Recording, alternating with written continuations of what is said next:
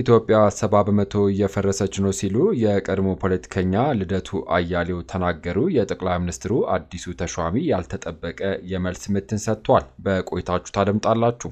ሰላም ጤና ይስጥልኝ የተከበራችሁ የዩቲዩብ ቻናላችን ቤተሰቦች፣ ከሰዓታት በኋላ ዳግም ተመልሼ መጥቻለሁ። ለእናንተ ይመጥናሉ ያልናቸውን ከመዝናኛው ዓለም የተሰሙ ከሀገር ውስጥ ከውጪ በወቅታዊ ጉዳዮች የያዝንላችሁን ዘገባዎች ይዘን ቀርበናል። ለቻናሉ አዲስ የሆናችሁ በመልካም ፈቃድ በቀናነት ሰብስክራይብ በማስከተል የደውል ምልክቷን በመጫን ቪዲዮን ላይክ ለሌሎች ተደራሽ እንዲሆን ሼር በማድረግ በቆይታችን አብራችሁን እንድትቆዩ በመጋበዝ ርዕሰ ጉዳዮቹን በማስቀደም እንጀምር።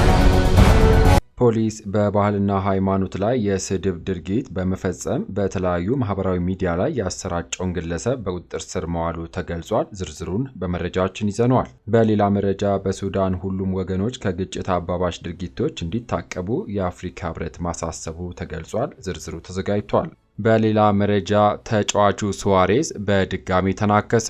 በዚህ አጋጣሚ ግን የቡድን አጋሩን የነከሰ በመሆኑ ጉዳዩን የበለጠ አስገራሚ አድርጎታል። እኛም በዜና ዘገባችን አካተነዋል። እነዚህንና በወቅታዊ ጉዳይ ከሀገር ውስጥ ከውጭ የያዝንላችሁ አጫጭር ዘገባዎች በዚህ የመረጃ ሰዓት አካተናል። እስከ ቪዲዮ ፍጻሜ አብራችሁን እንድትቆዩ በመጋበዝ ወደ ሰዓቱ ወደ ያዝንላችሁ መረጃዎች እናልፋለን። አብረን እንከታተለው። ክቡራን አድማጮች፣ በቅድሚያ በርዕሰ ጉዳዮቹ ያስደመጥኳችሁ መረጃዎች ወደ እናንተ ላድረስ። ከኢትዮጵያውያን ባህል፣ ሃይማኖት፣ ወግ ተቃራኒ የሆነ በርካታ ድርጊቶችን በማህበራዊ ሚዲያ ላይ ያሰራጨውን ግለሰብ በቁጥጥር ስር አውሎ ምርመራ እያጣራ እንደሚገኝ የአዲስ አበባ ፖሊስ አስታወቀ። ግለሰቡ ሚሊዮን ድሪባ የሚባል ሲሆን በተለያዩ ማህበራዊ ሚዲያዎች ላይ በሚለቃቸው ተንቀሳቃሽ ምስል በርካታ የህብረተሰብ ክፍሎች ቅሬታቸውን ያነሱበት ጉዳይ ሆኗል። ይሁንና ፖሊስ እንዳስታወቀው ግለሰቦቹ ከሚያነሱት ቅሬታ ባሻገር በኢትዮጵያ የወንጀል ሕግ ጸያፍ ወይም ለመልካም ጠባይ ተቃራኒ የሆነ ድርጊት መፈጸም ወንጀል መሆኑንም ይደነግጋል። በመሆኑም የአዲስ አበባ ፖሊስ እንዳስታወቀው ግለሰቡ በጎዳናዎች ላይ የተለያዩ አጸያፊ በተለይም የሴቶችን ክብር የሚነካ ኢሞራላዊ ድርጊቶችን በመፈጸም የቀረጻቸውን ምስሎች በመልቀቅ በፈጸመው ህገወጥ ተግባርና በለቀቀው ተንቀሳቃሽ ምስል በቁጥጥር ስር አውሎ ምርመራ እያጣራ እንደሚገኝም ፖሊስ ገልጿል። በአንዳንድ ማህበራዊ ሚዲያዎች ላይ የሚለቀቁ አንዳንድ ምስሎች ተገቢነታቸው የሳቱና ያፈነገጡ የሆኑ መምጣታቸውን ፖሊስ ገልጾ ህገወጥ ተንቀሳቃሽ ምስሎችን በሚለቁ ግለሰቦች ላይ የሚወሰደው ህጋዊ እርምጃ አጠናክሮ እንደሚቀጥልም የአዲስ አበባ ፖሊስ አስታውቋል። ዘገባው የአዲስ አበባ ፖሊስ ነው። በሌላ መረጃ ኢትዮጵያ 70 በመቶ እየፈረሰች ነው ሲሉ የቀድሞ ፖለቲከኛ አቶ ልደቱ አያሌው ተናገሩ።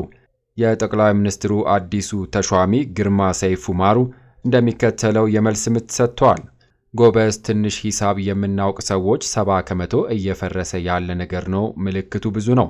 አገር ለመፍረስ ምልክቱ ሟርት ቢሆን ኖሮ ከመስከረም 30 በኋላ መንግስት የለም ካሉ 4 ዓመት አለፈው። ደግሞ ብዬ ነበርና የግን ፖለቲካ ካላቆምን የፈለጉትን እያሉ ብዬ ነበር ማለት ምን ያላላችሁት አለ ተብሎ መጠየቅ እንዳለ ያለማወቅ ነው። የዘንድሮ ብዬ ነበር እረጌታው ባል የለኝም ብትልም ቢሆን ትወልጃለሽ ነው። አረጋ ከበደ ለሳምንት በስልጣን አይቆይም የሚል ተንታኝ አረጋ ስልጣን ላይ ሳምንት አለፈው ስትለው የሚሰጥህ መልስ ሊል ይችላል። ለማንኛውም ኢትዮጵያ እየፈረሰች አይደለም፣ በሟርትም አትፈርስም። ልትፈርስ ነው ስላላችሁን እንዳትፈርስ ምን እናድርግ ስንላችሁ የሽግግር መንግስት ለሚል ምላሻችሁ ቁብ ሰጥቶ የሚደነብር የለም። በጣም የሚገርመኝ ልደቱ አያሌው ዜግነት ሳይቀይር አገሬ አስገቡኝ እያለ የሚያደርገው ኢትዮጵያ ልትፈርስ አንድ ሐሙስ ቀራት የሚለው ነው። ይህ ውትወታ ምንጩ ምንድነው? ጤነኛ የሆነ ሰው የሚፈርስ አገር ምን ይሰራል? ሌሎቹ ይገባኛል ሟርት ሲያደርጉ ቢውሉና ቢያድሩ ኢትዮጵያ ቢሉ ሌላ ሀገር አላቸው። አንድ ጥያቄ ግን አለኝ። 70 ከመቶ ልትፈርስ ነው ያልከው መቼ ድረስ 90 ይሆናል? እኔ ደግሞ እልሃለሁ እንወራረድ፣ ኢትዮጵያ አትፈርስም። የቀድሞ ፖለቲከኛ አቶ ልደቱ አያሌው ለተናገረው አቶ ግርማ ሰይፉ የከተማ ውበትና አረንጓዴ ልማት ቢሮ ኃላፊው ሆነው ከተሾሙ በኋላ የሰጡት አነጋጋሪ ምላሽ ነው። በመቀጠል ከስፖርት መረጃ ሱዋሬዝ በድጋሚ ተናከሰ። በዚህ አጋጣሚ የቡድኑ አጋሩን የነከሰው ከሰሞኑ በኢንተር ማያሚና ሎስ አንጀለስ መካከል በተደረገው ጨዋታ የቀድሞ የሊቨርፑል ባርሴሎናና የኡራጋይ ያሁኑ የማያሚው አጥቂ ሉዊስ ሱዋሬዝ የቡድን አጋሩን ጆርጂ አልባን መንከሱ ታውቋል። በጨዋታው አለመግባባት ተፈጥሮ ጉሽሚያና መገፋፋት በነበረበት ወቅት አልባ የሱዋሬዝ ደረት አካባቢ እጁን ያደርጋል። ይሁንና የተቃራኒ ቡድኑ ተጫዋች እጅ የመሰለው ሱዋሬዝ የቡድን አጋሩን ጣት ተናክቷል። አልባ ከንክሻውም በኋላ በህመም ወድቆ ታይቷል። ሱዋሬዝ ከዚህ ቀደም በ3 አጋጣሚዎች የተቃራኒ ተጫዋቾችን ተናክሶም ያውቃል። ይሁን እንጂ በ2010 ለአያክስ በሚጫወትበት ወቅት ከመሰል የመናከስ ባህሪ ጋር ተቀጥቶ የሚያውቀው ሱዋሬዝ በ2013 ዓመትም በሊቨርፑል ሳለ የቼልሲ መስመር ተከላካዩን ኢቫኖቪችን ከዚህ ቀደም ተናክሶ ተቀጥቶም ነበር። በተመሳሳይ በ2014 የዓለም ዋንጫ ከጣሊያን ጋር በተደረገው ጨዋታ የጣሊያኑን ተከላካይ ጆርጂዮ ቼሊኒን ተናክሶ ለ4 ወራትም ተቀጥቶ ነበር።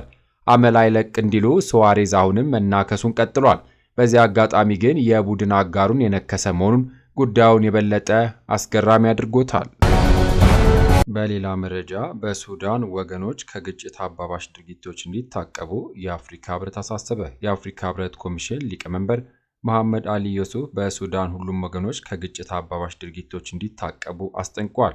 ሊቀመንበሩ በሱዳን ወቅታዊ ሁኔታ ላይ አስመልክቶ ባስተላለፉት መግለጫ በሀገሪቱ እየጨመረ የመጣው ግጭት አሳሳቢ መሆኑን ገልጸው በተለይም በኤልፋሸር በሰሜን ዳርፉር እና በዘምዘም እንዲሁም በአቡሹክ መጠለያ ጣቢያዎች እየደረሱ ያሉ ጥቃቶች አሳሳቢ መሆናቸውንም ተናግረዋል። እነዚህ ጥቃቶች በንጹሐን ላይ የከፋ ጉዳትን እያስከተሉ መሆናቸውን የገለጹት ሊቀመንበሩ ይህም በዓለም አቀፉ የሰብአዊ መብቶች ሕግ ተቀባይነት የሌለው መሆኑን አክለዋል።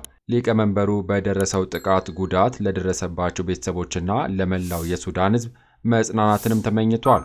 ይሁን እንጂ በሱዳን በሁለቱም በኩል ያሉ ተዋጊዎች ነገሮችን ከሚያባብሱ ድርጊቶቻቸው እንዲቆጠቡ ያሳስበው የአፍሪካ ህብረት ተዋጊዎቹ ለሱዳን ህዝብ ሰላምና ደህንነት ቅድሚያ ሊሰጡ እንደሚገባም ጥሪ አቅርቧል።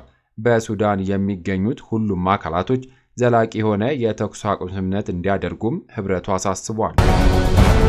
ክቡራን አድማጮች፣ ከውጪ ቻይና አሜሪካ የጣለችውን ታሪፍ ሙሉ በሙሉ እንድትሰርዝ አስጠነቀቀች።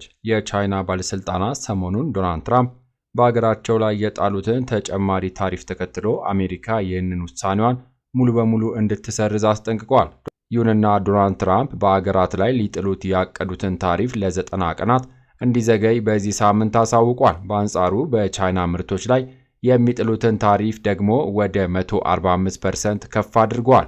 ይሁን እንጂ አሜሪካ ስህተቷን ለማረም ትልቅ እርምጃ እንድትወስድ ለማስጠንቀቅ እንወዳለን። የተሳሳተ አካሄድ የሆነውን የአጸፋ ታሪፍ ጭማሪ በመሰረዝ ትክክለኛውን የጋራ ተጠቃሚነት መንገድ መመለስ ይገባል ብሏል። የቻይና ንግድ ሚኒስቴር ባወጣው መግለጫ ባለፈው አርብ ዶናልድ ትራምፕ ቻይና የሚመረቱ የተወሰኑ የኤሌክትሮኒክስ ምርቶች ከታሪፍ ነፃ ለማድረግ መዘጋጀታቸውንም አሳውቋል። ነገር ግን የአሜሪካ የንግድ ሚኒስቴር ሃዋርድ ሉትኒክ ባለፈው እሁድ ዕለት እንዳሉት እንደዚህ አይነቶቹ ውሳኔዎች ለአጭር ጊዜ ብቻ የሚቆዩ እንደሆነም ገልጸዋል። በእነዚህ ምርቶች ላይ በተለይ ሁኔታ የታሪፍ ጭማሪ የሚደረግ ሲሆን ከተወሰነ ጊዜ በኋላ ጭማሪው ይፋ ይደረጋልን ብለዋል። እነዚህ ምርቶች በአሜሪካ እንዲሰሩ እንፈልጋለን ሲሉ ሚኒስትሩ ተደምጧል ሲል የዘገበው ቢቢሲ ነው። ክቡራን አድማጮች፣ ከሀገር ውስጥ ከውጭ ለሰዓቱ ብታደምጧቸው ብለን የመራርንላችሁ ዘገባዎች እነዚህን ይመስሉ ነበረ። ከሰዓታት በኋላ በሌሎች በአዳዲስ ዘገባዎች እስከምንገናኝ ለሌሎች ለአዲስ መረጃዎች ተጨማሪ ትሩዝ ኢትዮጵያ ሶሻል ሚዲያን ሰብስክራይብ በማድረግ ቤተሰብ እንድትሆኑ ጋብዞታለሁ። በያለንበት የዓለም ዳርቻ ቸር እንቆይ።